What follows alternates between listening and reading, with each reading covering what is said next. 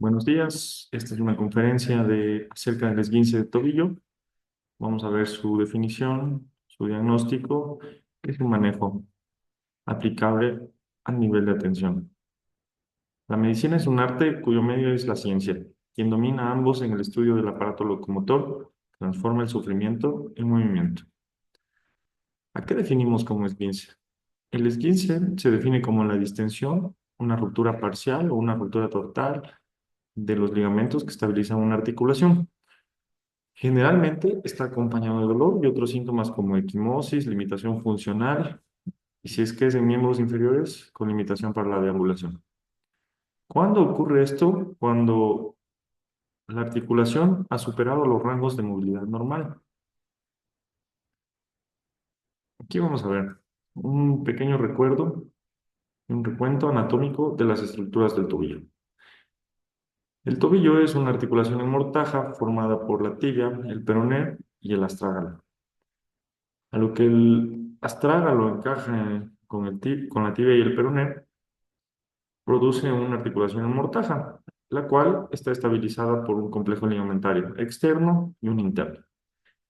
El interno, generalmente formado por el ligamento deltoides con sus diferentes fascículos, es fuerte y robusto, por lo cual tiende a sufrir menor cantidad de lesiones, mientras que el complejo ligamentario externo tiene varios ligamentos, en los cuales haremos mención al ligamento peronoestragalino anterior, al ligamento calcáneo peroneo y al ligamento peronoestragalino posterior.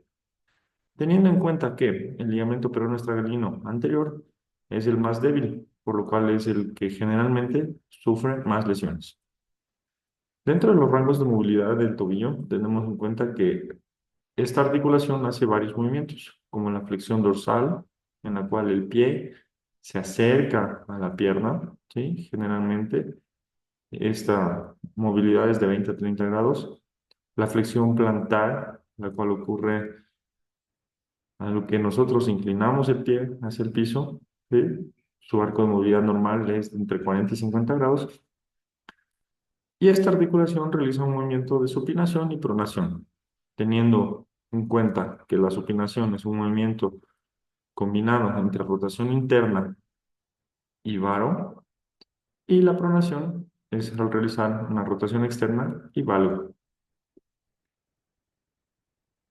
¿Cómo clasificamos nosotros los esguinces? Según la Academia Americana, tenemos 3 grados de esguinces en el cual el tipo de lesión es diferente. El grado 1 es una distensión ligamentaria, no hay ruptura. En los grado 2 la ruptura es parcial. Hay una parte de los ligamentos que se rompen, sin embargo, una porción permanece normal. Y el desgarro grado 3 corresponde a una ruptura total. ¿Cómo vamos a realizar el diagnóstico? Pues nosotros tenemos que guiarnos en el antecedente traumático, en el mecanismo de lesión y en la parte clínica, que como ya lo vimos, generalmente se acompaña de dolor, limitación funcional e incluso imposibilidad para realizar la deambulación. ¿Cómo nosotros podemos realizar el diagnóstico? Ah, Tener en cuenta que el esguince de tobillo es una de las causas más comunes de consulta, por lo que nosotros, ante la sospecha de esta patología, no debemos hacer uso racional de los métodos diagnósticos. Para ello tenemos el uso de radiografías. Estas reglas de Ottawa están descritas para el uso correcto de apoyo de imagen, de estudios diagnósticos como son la radiografía de tobillo. Generalmente se basan en ciertos parámetros en los cuales nosotros debemos tener en cuenta para prescribir una radiografía. ¿Cuáles son estos parámetros? Es la imposibilidad de apoyo y de poder dar 4 pasos continuos. Se lo utiliza en pacientes mayores de 55 años, generalmente por su calidad ósea, y pacientes que tengan dolor a la palpación en el trayecto de los ligamentos, tanto internos como externos. Entonces, si el paciente cumple cualquiera de estos criterios, nosotros tomamos la decisión de realizar una radiografía. Clínicamente tenemos varias maniobras, y hay que recordar que en la fase aguda con edema, hinchazón, incluso equimosis, Sobre todo por el dolor, es difícil realizar una exploración. Sin embargo, si nosotros podemos realizarla, debemos tomar en cuenta ciertas maniobras. En este caso se indica la maniobra del cajón anterior, en la cual el explorador estabiliza la tibia distal con una mano, mientras que con la otra realiza una fuerza de traslación anterior, ubicando su mano en el talón y en el astrágalo junto al navicular y realiza una tracción anterior. Recordar que estos exámenes tienen que ser comparativos. Si nosotros notamos una diferencia, podemos determinar que tiene un cajón. Y este cajón, a su vez, podemos graduarlo dependiendo del nivel de desplazamiento. Si es un grado 1, menos de 5 milímetros en comparación a contralateral. Si es grado 2, de 5 a 10 milímetros.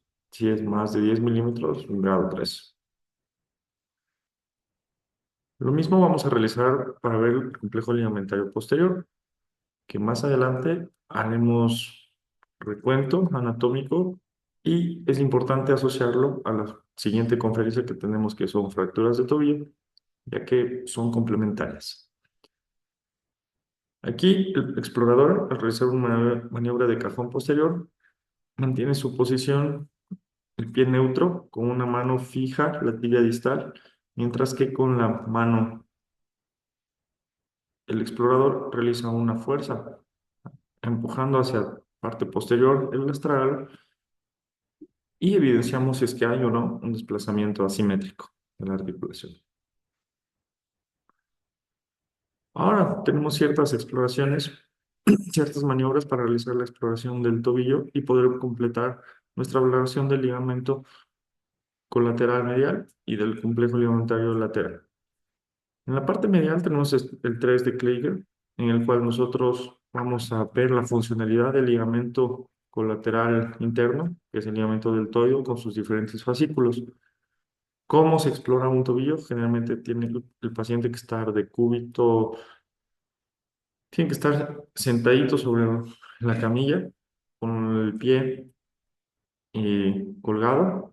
Nosotros como exploradores estabilizamos con una mano la porción distal de la pierna, mientras que con la otra mano realizamos, en este caso va a ser una maniobra de valgo forzado.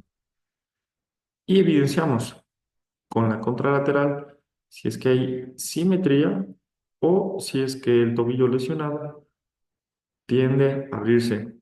¿Eh? Y valoramos si hay un movimiento excesivo. A su vez, para valorar el complejo ligamentario lateral, realizamos el test de inversión, en el cual nosotros, de la misma manera, con el pie sentado en la parte de la camilla, sin apoyar sus miembros inferiores, realizamos la maniobra comparativa. En este caso, al valorar el complejo ligamentario lateral, tendremos que hacer un varo forzado y ver si es que existe o no movimiento excesivo y diferencia con el contralateral. Dentro de la radiografía es muy importante, una vez que el paciente ha cumplido estos criterios de Ottawa o nosotros tenemos la sospecha de que el paciente tiene una lesión ligamentaria, es muy importante realizar la radiografía para descartar si es que hay o no lesiones asociadas, como pueden ser fracturas en el peroné, fracturas en la tibia distal, fracturas en la base del quinto metatarsiano, que serían los diagnósticos diferenciales más comunes. ¿Qué solicitaremos? Será una radiografía anteroposterior y lateral de tobillo, acompañados de una proyección de mortaja. En la imagen de la izquierda, ustedes pueden ver una radiografía anteroposterior de tibia y peroné, y nosotros la vemos como tobillo, en la cual tenemos que ver ciertas estructuras. Tenemos que ver la congruencia articular, tenemos que ver el espacio es simétrico en el clavo interno y en la articulación tibio-estragalina, en su domo, es simétrico, sin inclinaciones ni desviaciones.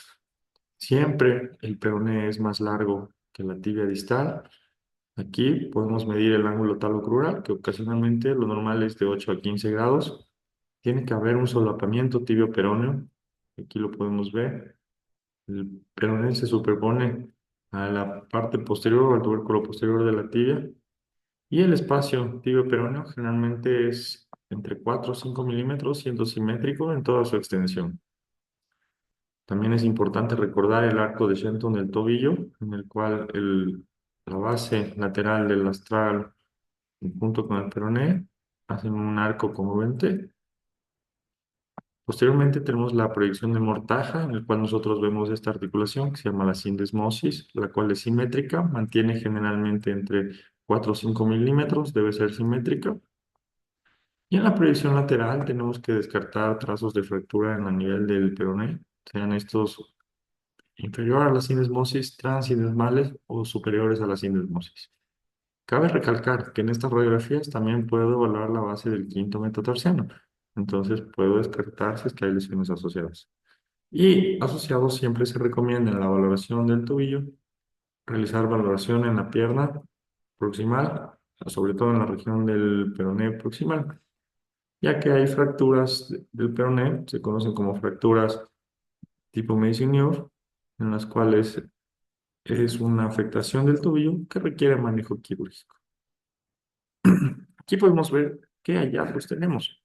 Dentro de los más importantes, cabe recalcar que el peroné siempre es más largo que la tibia distal. Si nosotros medimos el ángulo talocrural, lo normal es alrededor de los 15 grados. Tenemos que valorar el arco de Shenton y tenemos que ver que la superficie articular del astragal como de la tibia distal sean paralelas, manteniendo congruente la articulación. Vamos a ver cómo se maneja un esguince de tobillo.